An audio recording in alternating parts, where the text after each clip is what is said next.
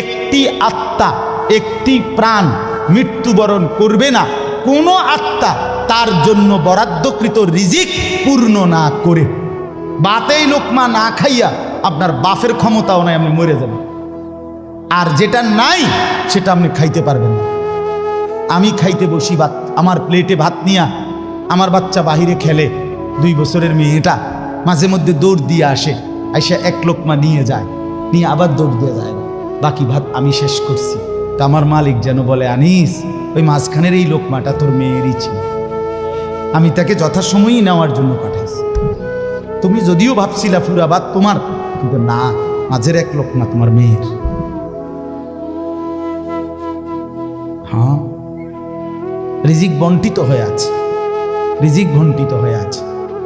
ইন্না রাব্বি ইয়াবসুতুর রিজকা লিমান ইয়াশা ওয়া ইয়াকদির। আল্লাহ বলে, বান্দা আমি যাকে